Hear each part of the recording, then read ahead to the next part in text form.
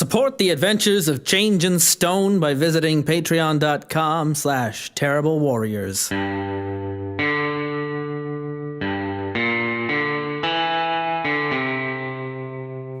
Well, howdy, stranger. Have you traveled far? You look a slight tired. Take a seat by the fire. Sit a little closer so I can see your eyes. I've got food. I've got whiskey. I've got a story I can share. A tale of those two bounty hunters. The ones they call Change and Stone. Ah, you've heard of them. They're always running from something. Or to something. That's where we find them now. On a train. A train powered by the souls of the damned. Like most things are these days. But I'll let you in on a real secret. You call them Change and Stone. And I call them the Terrible Warriors. And we're back, terrible listeners. I'm Derek Depard from Chasing the Muse, and I am your marshal for this evening in this, the Edmonton Crew's two-man game of Deadlands, the Weird West by Pinnacle Publishing, Pinnacle Press, Pinnacle Entertainment Group. There we go. Apologies to Pinnacle. And once again, we are at Shane's request dedicating this game to the memory of his mother, Margaret Fitzgerald. And our most heartfelt condolences to Shane and his family on their recent loss. So, players, let's introduce ourselves and jump back in the action. I'm Will Mitchell. And I'm Wes Gunn of the 404s. And when we last left off in the adventures of Change and Stone, Jonathan Change and Wade Stone, agents of the Pinkerton Detective Agency, were headed off to Virginia City, Nevada, in search of the mysterious, enigmatic Harlan Bliss, who they most recently fought with in a previous episode. And you guys are chugging across the great nation of the United States, the newly reunited States of America. What's really nice about this era too is like the trains were so much more civilized in this era. Like there was a dining car, there was a saloon car, for God's sake. Yeah, and you're in a good train. Yeah, of course. Especially the long distance ones, they had to be, right? Yeah. Like, so I imagine we're in the saloon car. Yeah. I'm picturing us in the saloon car. I think Wade is sort of at a table, and he's got he's got some cards in front of him. He's looks to be playing poker, but across from him, there's nobody. There's just like a silver tray that looks like it's got some sort of crazy shit carved into it that's got cards laid out on it.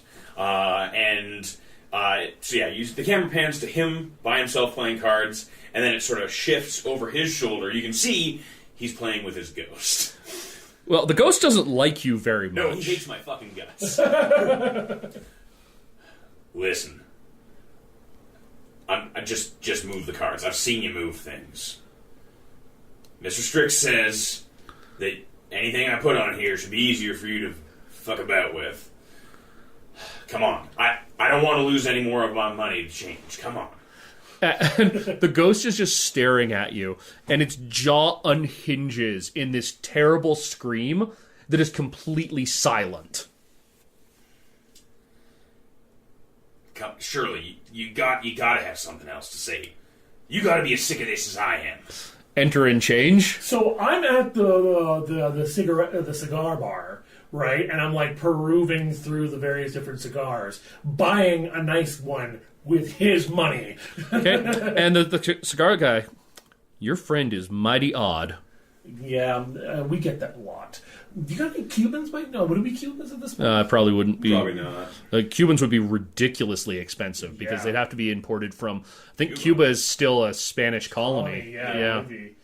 So finally rolled New York cigar and probably something. Yeah. Yeah.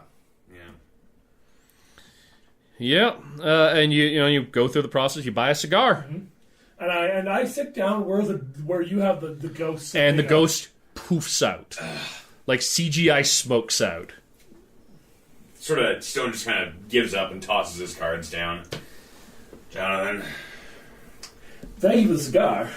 Want to play another hand? No, I think I'm quite all right. Yeah, very good, very good. And we'll cut to the outside of the train as, it chugs along. And, there's like the day-night flip as it... you know what, we'll just do the Indiana Jones, like the map points. As you head down that Grand Trunk, down into Nevada. And Nevada at this time actually has a lot of major railway spurs going into it.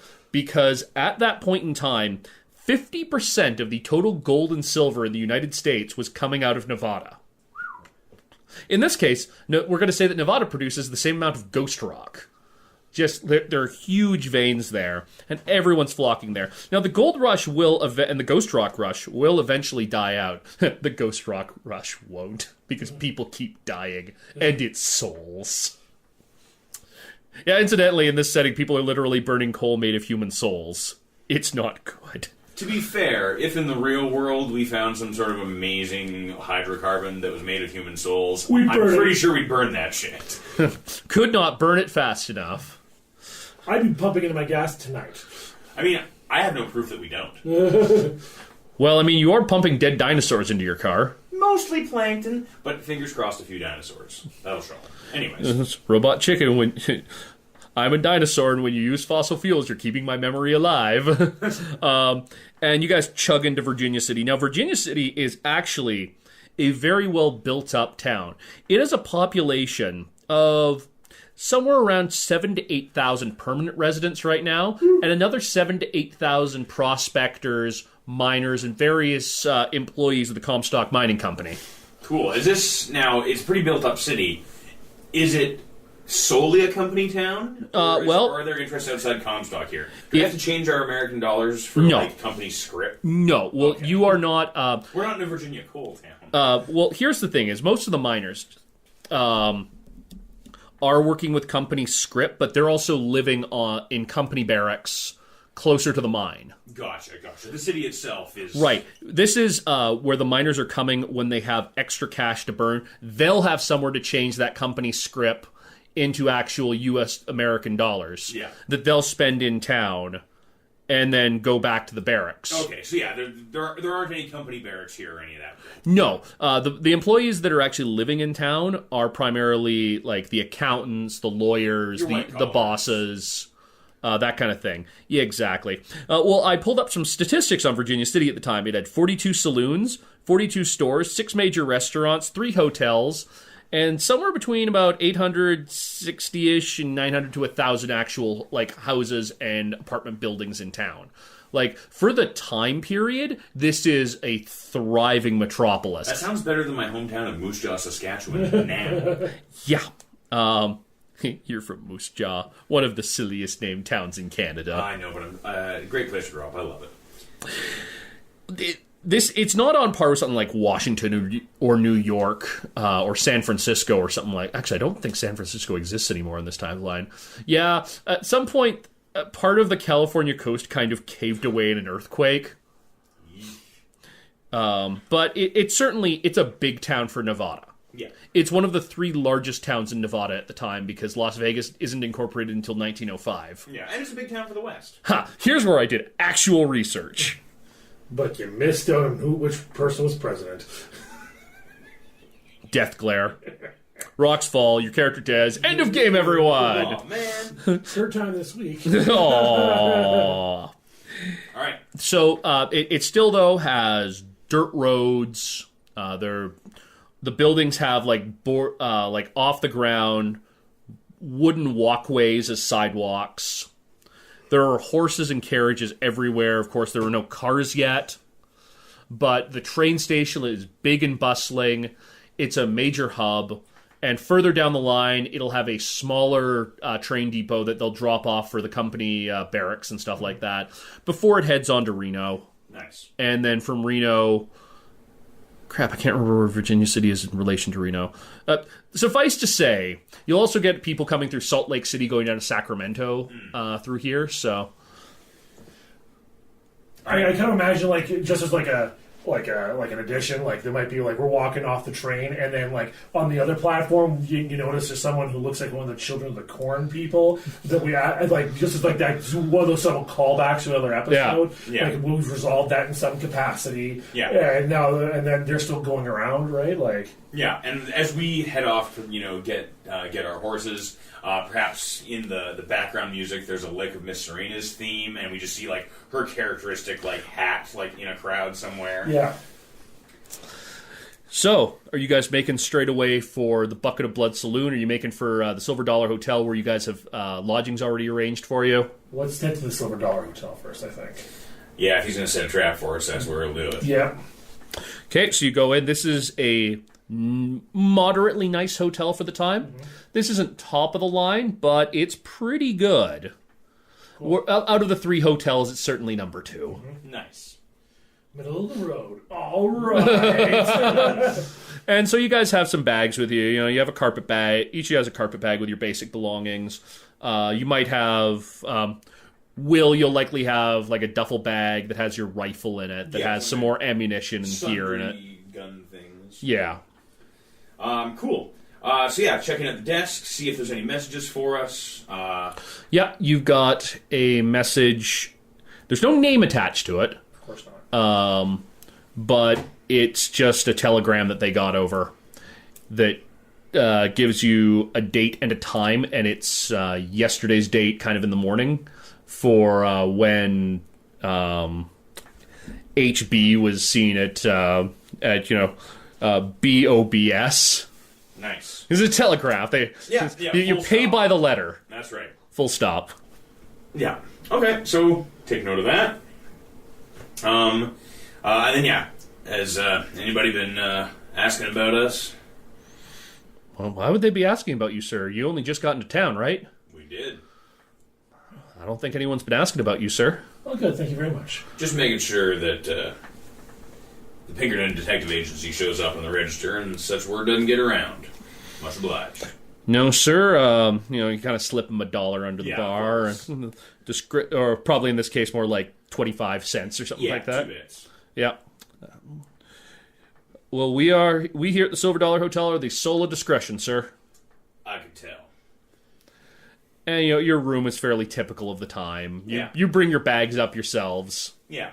So I'm going to go and search the place. The room? Yeah, I'm just going to go through, search it like I always do, make sure there's nothing. Sure, you've got a search-related skill, don't you? I have cognition? Under my cognition. Yeah, so give me your cognition plus search, which is 5d12. Yeah, you're a smartin'. All right. So that's an 11. All right, one more die. Well, you're going to go with that 11. Yeah. That is a very, very good roll. Yep. You're pretty sure that someone has been in here before? But is that room service? You're not sure. You certainly do. You pick up a whiff of a scent. Mm-hmm. You think it may... You're not sure if it's cologne or perfume. Someone was definitely wearing a scent on them. It's fairly light. Do I recognize the scent by chance? Not offhand. Okay. I'm thinking maybe Serena. Lady Serena. Yeah, maybe. All right. Well, if you're done poking around the place, I'm going to get us some horses. Oh, God. Yeah, sure. Get me a horse. If he doesn't buck me this time. Yeah. Oh, yeah. And in the walk across town, Wes, you almost got trampled by a horse once again. As you're walking through, you guys are walking through the street. It's seemingly like fine time when some guy riding his horse, the horse suddenly like shoots towards you and rears up in front of you. And then the guy's cursing you out. He doesn't know what the hell you did to his horse. You obviously spooked it somehow, though. It's okay. Happens all the time. I think it's the machine oil from your fancy pea shooter. It has nothing to do with that. Superstitious nonsense. Stinks ain't superstition.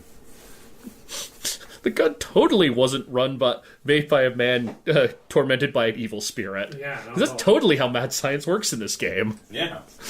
Okay, so yeah, go acquire some horses, just so that we have legs when we need them.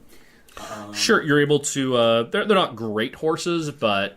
Just something that is faster than us running. Yep. And that we have on hand when needed. And then I think I'm gonna hit up some of those 42 saloons and see what people are talking about. You're not going to head right to the bucket of blood? Not immediately. Well, no. This guy's a slippery snake. You're right. We should go straight there. Sure. When I get there, I want to make a streetwise roll to kind of like look for anything. Sure. Yeah. Give me a roll. So it's your smarts plus your streetwise. Yeah, that's 66. Nice. Sweet God. This is where I'm good at. Yeah. See, this is why I got you guys to add your aptitude rather than just rolling with your aptitude. Woo, boy! Wes rolled 2 6s. You want to see if you get a third 6? Yeah, actually, we'll set those side to side. So. Oh God! Okay? So you're going to roll all 3 6s, and you're going to see which of those gets the higher result. If you get another 6, it explodes again. Yeah. Roll those 2 6s you just got. You're getting at least a 12. 17. I am the most streetwise person that is ever streetwise. Yeah, so you immediately get the lay of the land. I'm going to combine this with a search check as well. Sure. Yeah, you spot... This is getting into more like a working class area. There's a big sign over top with in fact, a bucket of something red coming out of it. And, as you get up to it, a guy goes flying out the door. Nice. Lands in the street. There are horses hitched outside. Somebody's playing a piano in there. Yeah. You get an immediate lay of the room. You got 2 raises on that one, Okay. Wes. I was looking for a 5. You got a 17. You know who built the place. Yeah, well, Like, personally. you get an immediate read of the room. There's a poker game going on at a table over there. You can tell which of those guys is probably cheating just by the way that he's dressed and he's looking at his cards. You can tell which of the women going around the room are for hire, and which of them are actually just there because they want to be there, and they're just hanging out and drinking. Yeah, exactly. You can tell that those miners in the corner look like they might get riled up with the slightest sign of trouble. They are 3 sheets to the wind at this point. They are so far into the wind that those sheets are just getting torn up by it. And the one thing you do notice is standing behind the bar is Madame Serena. Of course. I'll slide up to the bar like a cat. Yeah, you just get right through that room. You know exactly which tables you're avoiding at this point. You can. Can I get into the room without her noticing me? And then, so like, say she's got her back turned. Like, Do you have some kind of stealth skill? I think I might sneak nimbleness. Yeah. Yeah, 2d10. So give me that 5d10 roll. Yeah. I've got 3d10 right there. Okay. 4d10. Cool. I didn't think I was going to need more dice than this, but Alrighty, that's a couple we got 9s, so you 2 re-roll 9s. one of them. Let's see what you get. Okay, we'll go with 9. Yeah. And we'll give her her roll. We'll give her... Yep, she rolled a pile of 2s. She's really concerned with those miners. Well, she's talking to some guy. You get the idea that he probably works for Comstock. He looks fancy enough. He shouldn't be in this part of town, which means he's probably someone from... maybe he's from a poor family, so he's just... this kind of place makes him more comfortable. And she's chatting him up. She has this guy wrapped around her little finger. So I want to like enter it in that very stereotypical like, she's surprised that I'm there kind of thing at the end of the bar. Can I get some bourbon? And she turns around, looks at you, looks surprised for a moment. Coming right up. And then she goes back to trying to talk this guy up. And you can kind of overhear that she's got this guy talking about stuff that he should not be talking with a bartender about. Oh, of course. She is totally pumping him for information right now. Totally. And, she slides a drink down to you. Do you want to interrupt? No, I let her do her business. All right. But spend some time, perhaps, just listening to what goes on. Yeah. All right. It sounds like Comstock's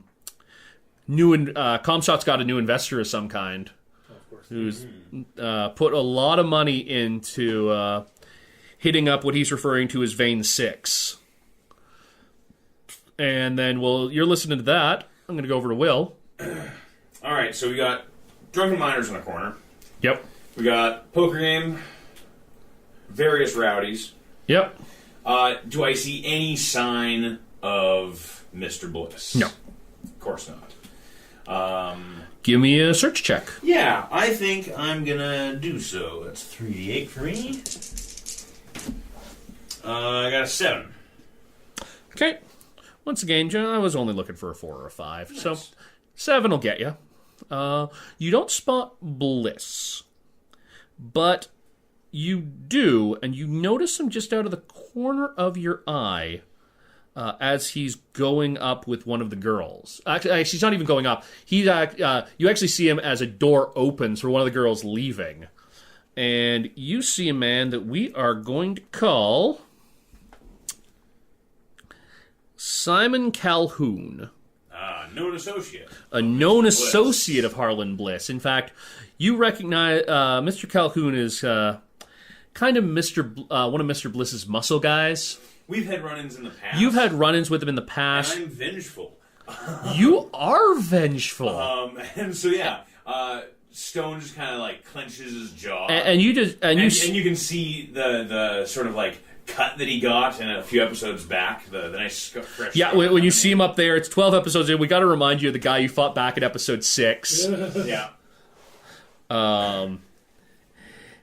And, yeah, you don't hear what he's saying, but he's just kind of putting his shirt back on, and there are scars across his body. Yeah, he's a tough, too. He's seen all sorts of things. Yeah, he's a tough, and notably, he's still wearing, and it is perfect, like perfectly clean. He's got a Confederate, one of like the big round Confederate hats on. Oh, okay, yeah. That ain't gonna serve. Not at all. And you remember that Simon Calhoun was is in fact former Sergeant Simon Calhoun of the Confederate Cavalry. Yeah. And there's the scars, and then like across his shoulder blades, the South shall rise again. No, they didn't really have that. I guess that's true. It's too early for that sort of thing. Yeah, it's too early for tattooing to be an invoke outside of like sailors. Yeah, good point. And he's not a sailor; he is a cavalry officer. He is. Well, lieutenant. So he actually was. No, we'll make him a captain. Captain Simon Calhoun of the Confederate Cavalry.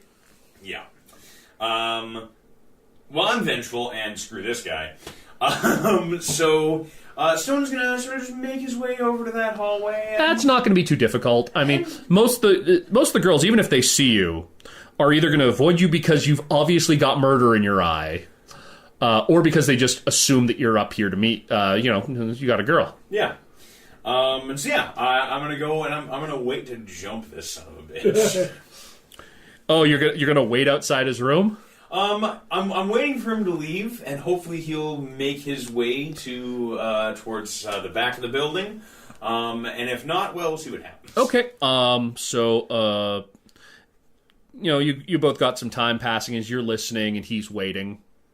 And so I'm going to cut back over to you, Wes, as she finishes up her conversation with, he just hooks him under the collar a little, and well, I will see you later, sugar.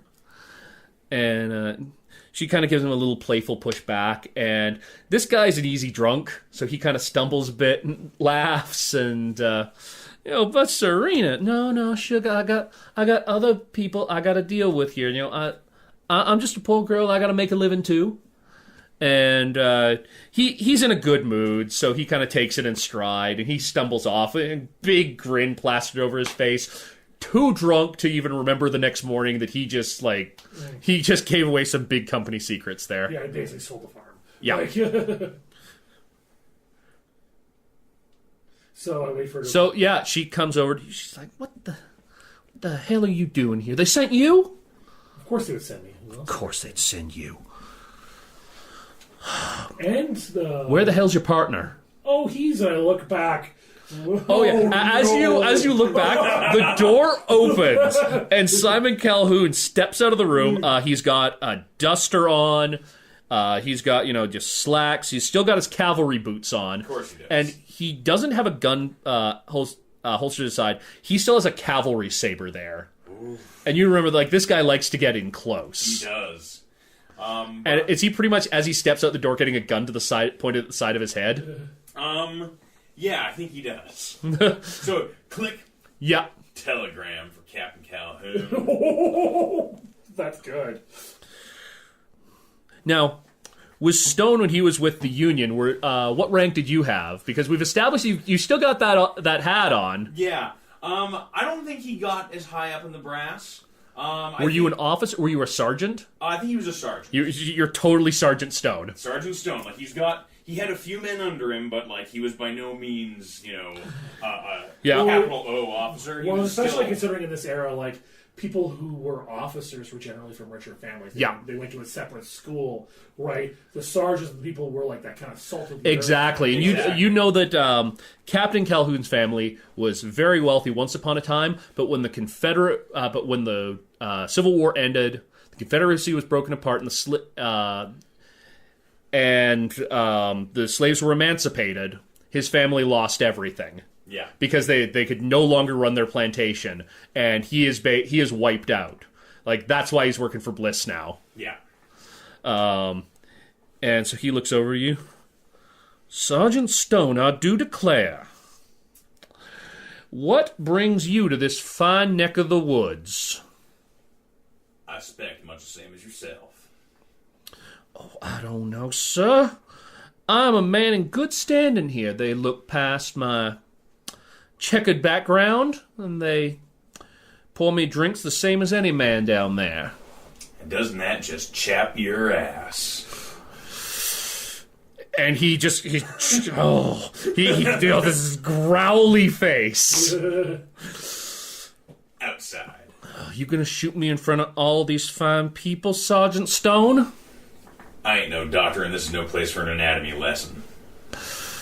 Well, if you ain't gonna shoot me, then I think that your threats are about as toothless as that old dog of yours. You shut up about Rufus.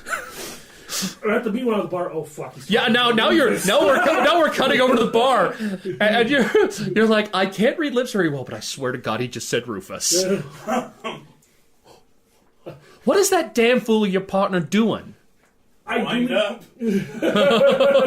I think we're about to find out. Okay, so at this point, we're going to do an initiative draw. Yes, please. Alrighty then. You should probably reshuffle these. Yeah, and I will reshuffle my Malifaux deck and see which way my cards are pointing, because I can... The best part about doing this as a podcast is nobody can see how bad a shuffler I am. No, you're a great shuffler. Oh, He's no. doing like the full like flips across the table. It's amazing. You should totally be here. That's right. Will Mitchell could play Vegas. Yeah, He shuffles better than I do. Well, it never good enough. I married into a family with a professional magician in it, so... Oh god. Oh yeah, that's right. You did. Yeah, so it's kind of embarrassing. Okay, I so need to roll it first. is your quickness. All right. So D12s. Big money, no whammies. I got an 11. Okay. I'm gonna roll two because I have an idea I want to do. Let's see where I can Okay. do. Oh well, he got a success. Oh, that's not a good roll. Well, did you get at least a success? What quality? 5. Nope. Okay, so you're going to draw one card. Will, what do you got, an 11? I had an 11. You get 3 cards. Nice. He gets 2 cards. Ouch. Oh boy. Hopefully, read 'em and weep. Oh, boy, howdy. Jesus shit. He got the good Joker. Yeah, he did. Well, he's going to declare that to be an ace. Son of a bitch. He's going to declare it to be a red ace. And goddamn, I wish I was playing Malifaux right now, because that counts for a 14. I red Jokered it, guys, and if you play Malifaux, you're all secretly cheering for me right now. And you got Wes got a 3. Not the lowest card in the deck. That's a 2. Yep. You can blame it on... No, here's the thing, though, is Will drew a queen and a king. If it weren't for... only one card will beat a king in this game for initiative, and that's an ace. And Simon Calhoun drew a joker, which shall be an ace in this case. I think, like, this might be towards the end of the season, you know? Like, the Well, writers are putting on the heat. let's find out. He's going to roll to quick draw his sword. A 5, which is what he needed to get. Barely. I also have dodge 3. How do I do that? Well, he's going to roll to hit you, and then you're going to roll to dodge. Beautiful. So let's go with these guys, and I can't even remember what attribute sword fighting is under, but I'm going to count it as deafness in this case. Yeah, most likely. So we're going to... Okay, and I'll take that 10. Okay. So you're going to try and roll the dodge? Okay, and so I've got 4 for that. So I got 3 dodge and 1 nimbleness. Okay, gonna keep track of him. And 2 8s, so let's see. Reroll, let's see what you get. So long as you get a 7 and a 1. 15. Okay.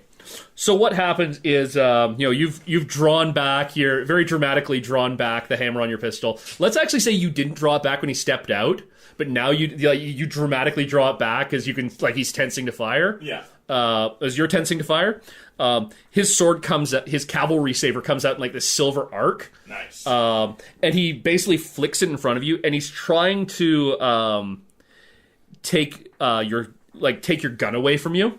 Nice. And you manage to pull back, but that's one of your actions. Okay. So that's going to use up... Burn up my 8. No, we're going to burn up your king, because okay, that's like your... Okay. Because you had to get out of the way of that. Had to get out of the way of that. Okay. Alright, so now Wait a minute, that's a... Oh, crap, I forgot Malifaux doesn't differentiates aces being the worst card you could draw. He got another ace! What? Oh, no. I forgot about that! Oh, Jesus. I was hoping that was a 10. Okay. No, the X is to show that it's a 1. In Malifaux, it'd be a weak hit and it'd really suck. But they don't differentiate aces as being the best card in the game in that. Well, I appreciate your deck not trying to murder me, but accidentally possibly murdering me. This is good. It's not gonna murder you. We're only in episode 2. We're only like 30 minutes in. So, he's got the next move. Yep. And he's gonna try and take another swipe at you.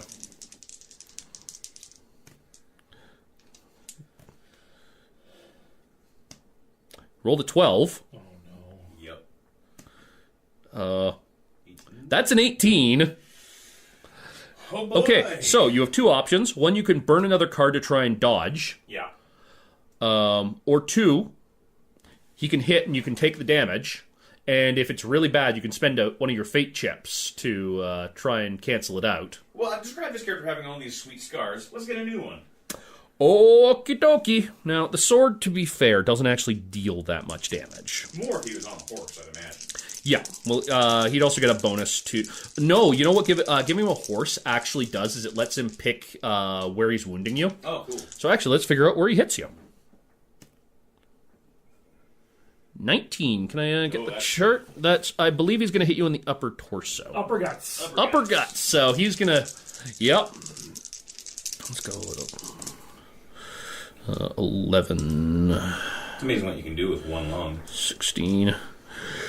Well, you are a size 7. So you are going to take 2 wound levels to your upper gut, unless you want to cancel it out with a fate chip. Your red fate chip will completely cancel out those wounds. Okay, well, let's do one of those. The red ones also give you some fun stuff, right? Not if you're canceling wounds. Oh, cool. Well, it's only if you're adding to your rolls. consider it canceled. Okay, so he slashes across and, like, staggers back. Something's leaking, and then out falls. Yeah. Cut up. Your flask. Yeah, exactly. You know what? No, he strikes at you. There's actually some sparks. And then you lose the flask, but... I was saving that. And then you're on your 8. Wes is still on his 3. So, ditch that queen. Ditching the queen.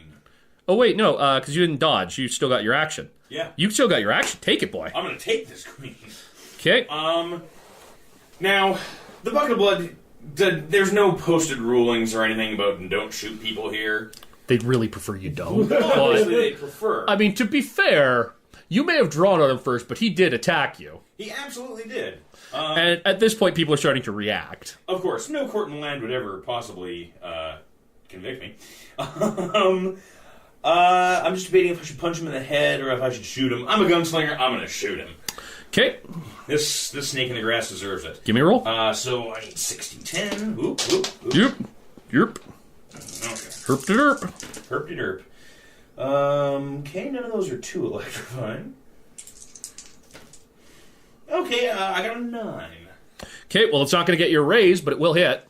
That's all that matters to me. And so then what's the damage on that? Oh, yeah, and sorry, Will, but you do lose 4 wind. Ah, cool. Because even if an attack deals you 0 damage, you still take wind. Wind in this game represents your stamina. Basically, you have 2 ways of being wounded. The first way will actually deal you damage. The second way is just it applies penalties as your as your limbs become progressively more and more beat the fuck up. Nice. Sorry, so What's my damage? Is 3d6. 3d6? Yep. He does slightly more with his sword because he's quite strong. Oh, roll just pure bullshit. 5. Oh, under his size, so he takes some wind damage, but you wing him, basically. You open fire. Oh, wait, sorry, give me a roll to see where I Yeah, I'm supposed to be doing that before you roll damage. I got a deuce, so that's pretty bad, too. Legs. Yeah, you wing him in the leg. Dance. I mean, he's thrown off your balance a bit as he swings the saber at you. Yeah, and I'm kind of staggering, too. And so, yeah, one low shot. I'm trying to steal his balance.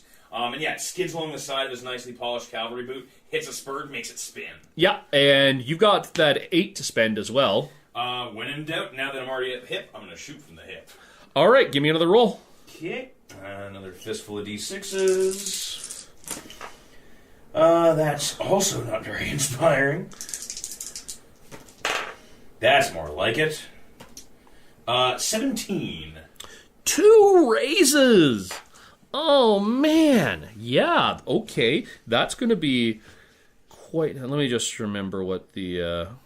Oh, yeah, okay. So you're going to roll your hit location first, and you can raise it or lower it by up to plus 1, plus 2 or minus 2. Nice. I got a 15. Okay, so you can either hit him in the arms or the upper guts. Well, I'm a vengeful son of a bitch, so I kind of want to just kill him. But I know he knows what Bliss is up to. Okay. So I also need to keep him able to talk. So instead of risking shooting him in the heart or the lungs, I'm going to take out his arms and hope he drops that fucking saber. Okay, give me a roll. Okay, 3d6. Yep. Come on, big money, no whammies. 9. Okay. He's going to take a wound level at least. And he takes 2 more wind. He doesn't drop the saber. He manages to turn you, hit him in the left arm. Yeah. But that bullet definitely went in. Yeah. See, I got more where that came from. You brought a knife to a gunfight, boy. And now it's up to Wes. I'm going to get a little creative here. Knowing off of that streetwise roll you gave me earlier, I'm going to go to Serena. 1 second, ma'am.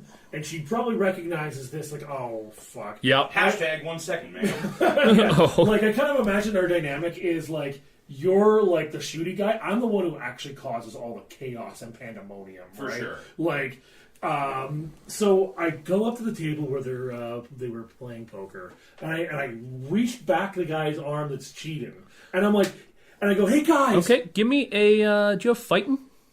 Brawling. Yeah. You do. Give me a nimbleness plus brawling check, so 4d10. Yep. You got 2 Promethean dice, 2 Vampire the Requiem dice. Okay, so I did roll my best roll was a 6. That'll do it.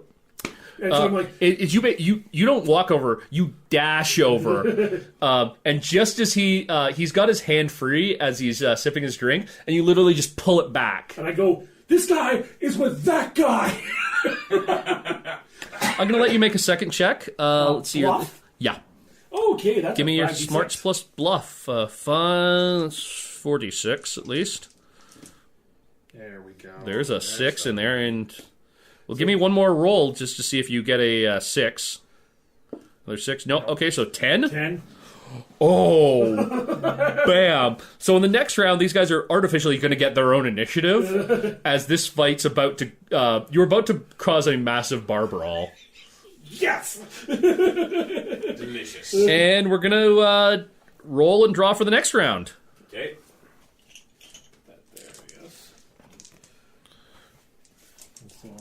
I'm rolling on, what was it, quickness again? God, oh, what the hell? Okay, so he rolled a 23. Sweet mother. And yeah, discard pile. So that's 1 for success, 2 for a raise, 3 for a raise. Hey. So that's, sorry, You rolled a what? 10, 15, 20. Where'd it go? So really bad news, guys, is he got 5 actions this round. Well, I'm at 24 so far. 26 was my roll. How many actions is that? 6. I had a 5. That's like 1, right? You get 2. You get 1 for rolling and another for getting a success. Sweet. So that's his highest card. Followed by... He got another ace. So did I. Oh. But then the rest is kind of bullshit. He got an ace and a queen and a 7 and a pair of 3s. Well, I got an ace and then 9, 6, 5, 4, 2. Well, this is about to get interesting. Wes got a 7. He's still not going first. He's still not even going second or third. Nope. This is the director's focusing on the action scene with all the crazy fight moves that I'm sure he's about to do to me. So, we both got aces. You got a red ace, though, which means that you go first. Hell yes. Okay, so we're at like the top of a big staircase, and you can see us from... You can see it like over by the railing. Perfect. A railing for me to kick him over. You want to give me a fighting check? Sure do. Because nothing says fuck you like dropping him into a bar fight. So, where's fighting? Fighting brawling. Looks like I'm on only 3d8. Oh, come on. Oh, come on. That is not inspiring. I got a 7. Okay. Does he want to blow 1 to dot? Nah. You'll hit him. Yeah. But you're going to need to roll a hit location. Come on. Now, you do get a +2 for hit location because you're fighting. Yep. I got a 14. Which raises to a 16, so we're gonna say for the sake of argument, you get it, you're gonna kick him right in the chest.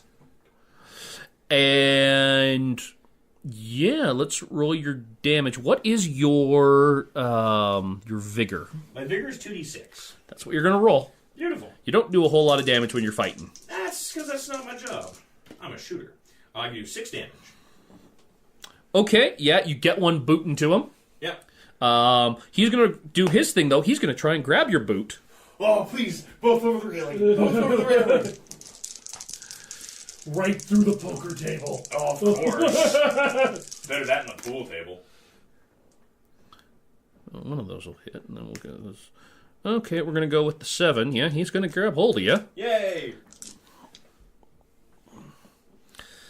And to be fair, we're grappling, so it doesn't really matter. He gets hold of one of your legs. Oh, the one I kicked him with, duh. Yeah.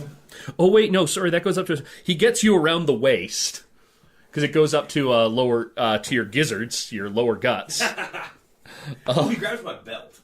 Yeah, okay. Yeah, and then he's gonna make his rollers the d8s. Ooh. That's a lot of 8s. That's your dice like you, oh god. 8, 16, 21. Ow. Oh, yeah. Y'all going over the rails with him. Yep, and I'm landing on the bottom, I take it. You're taking 3 wounds. Ooh, nothing I can really do about that, is there? You can negate 2 of them with their other red chip if you really want to spend it. I'm gonna save that. Okay. So, yeah, you take 3 wounds. You are now at a -3 penalty to all your rolls. Oh god. Beautiful. As you go, you do in fact go over the ledge, but as you're going over, he grabs your belt and twists in midair with you, and you hit the ground. The good news is, though, you lose your gun, he loses his sword. Yes! And he is now on top of you, so that's going to kill that card. And then he gets the next move. I assume he's gonna feed me knuckle sandwiches for a Pretty while. much. Oh yeah, and you both need to take you need to take 3d6 of wind damage. It might just straight up knock me out. It may just straight up knock you out. So now I roll good. That's enough to knock me out. I only had 10 wind left, and I rolled 7. They go over the balcony, into a table, full of drunk miners. The miner table that's been looking for a reason to fight. Yeah. Oh, yeah, and he takes... Okay, he's still up, barely. He doesn't look in good shape. He gets the next action, because he's on 12. He's going to hoof it. Yeah. Oh, damn it. He'll cheese it. That's fine. That 12 says he hoofs it. Okay. So he's running. And he's running across the bar. Well, across the room. No. He's running across the bar, because, of course, the miners are just going at each other. Well, no, he gives one miner just like an elbow to the throat to clear himself some space. Looks around, picks up his sword that's fallen at some guy's feet. Yeah. Punches another guy in the gut with the butt of the sword, and just makes a run across the room as the room is slowly, actually very quickly descending into chaos. And the piano player in the back just plays on. Let's see how well the piano player plays. Wait a second, I gotta roll. I just want to roll for his skill check to see if this is good music or discordant music. The piano player rolls a 9 on a d6. Nice ragtime sort of. Yeah, exactly. That then kind of overlays the fight scene. West, unfortunately, you both go on 7. You both have... He has the red 7. So he's going to go, and he's just going to keep running for it. Okay. You are now in the middle of a bar fight that you very purposely kind of started. I thought I was helping. You were helping. I just fucked up. Can I beat the guy up part? Keep up to him, or is he gone? He's booking it pretty fast. He has 2 more actions afterwards. You have 1 more. He can probably at least make a good escape. Whereas Stone kind of landed on a table and now looks unconscious. I'm just gonna go. And the miners are angry looking. I just go, none of that. Do you want to try and intimidate them? Sure do. Like maybe just fire off a couple rounds into the ceiling or something? We're Let's see here. You got leadership. I'll take leadership. Dozen rounds. Oh, that would be 6d10. Oh yeah, you're gonna be good at this one. Yeah. So far we got... give me 2 more dice rolls. Let's see if you can get a 10. Nope. You get a 9. That's not bad. The 9 will do it. Because this is just the start of the bar brawl. Yeah. No one's pulled a gun yet. Yeah. You know, somebody slugged somebody else. There's some angry-looking miners. And then you pull off, and there's this whine. And everybody looks at you. It's the man in black standing in the middle of the room holding a freaking Gatling pistol. Keep in mind that mad science and weird science aren't that well known outside of, like, you know, it's old Doc Brown out in the shed who keeps claiming he's building a time machine. So I go and the miners motion out of the way, boys. I need my friend. I scoop him up and I go to Serena and be like, I slide her a card and say, come find me later tonight. We need to talk. Okay. And I think at this point, this is actually a good time to end the game for this particular session. Yeah, Cool. sure. As you guys are headed back to your hotel. We're ending a little bit early, but I think it's a good dramatic moment. Yeah. Okay, well, for Terrible Warriors, I'm Derek the Bard from Chase the Muse, and I've been your marshal for this evening's game of Deadlands by Pinnacle Entertainment. Going around the table, my players have been Will Mitchell. And Wes Gunn. Come on back now, you hear? The Adventures of Change and Stone will return, but we're putting our campaign on hold for just 1 week. Our regular Monday and Thursday release schedule, yeah, we'll get to that. We've got something cooler. If you come back on Monday, you will get a new campaign, episode 1. Yeah, that happens. On Tuesday, you're also going to get episode 2. And on Wednesday, episode 3. And Thursday and Friday, we are releasing a new episode every single day next week. Why, you ask? Well, if you haven't been paying attention, we have teamed up with Onyx Path to present to you the 2nd edition of Scion. Scion is still in Kickstarter. You can check them out right now if you want to throw some support their way. And we've arranged with Onyx Path to get an advanced copy of that edition. We are playing it this Sunday. We are turning it around and releasing the first episode on Monday. The campaign for the Kickstarter ends on October 22nd. So in a way, we've joined up with Onyx Path to run up to the finish line with them. And it's going to be incredible. Derek the Bard's running the game, and playing at the table, we've got Mike the Birdman Dodd, myself, Justin Eacock, and Cassie Chu. And we are going to be among the first people to get to play 2nd edition Scion. And you get to listen, and you get to be a part of that. So come back on Monday for the Onyx Path Scion 2nd edition Kickstarter special right here on the Terrible Warriors. If you want to know how this is changing our release schedule, check out terriblewarriors.com and click on the schedules page. You'll just notice that all of our planned episodes have just been pushed back a week. And while you're there, check out the Patreon page. We are really thankful for all the support we're getting. And if you want to throw a little bit our way, we promise to do more events like this, because I'm not even kidding. This Scion week that we are doing is a direct result of the kind of support we have been getting through Patreon that's allowing us to make big moves like this. So I'm excited. I hope you're excited too. Change in Stone Episode 3 will return. It's just being pushed back a week. And on October 24th, we do have a new campaign set in Ravenloft. We're calling it Dead by Dawn's Light. Today's Terrible Warriors have been Derek Burrow, Will Mitchell, and Wes Gunn. The album art was by Steve Saylor, the audio productions by Justin Eacock. And stay tuned, because when we return, it's episode 1 of the Scion 2nd edition Kickstarter special. We'll see you back here on Monday, and then on Tuesday, then on Wednesday, then on Thursday, and then on Friday.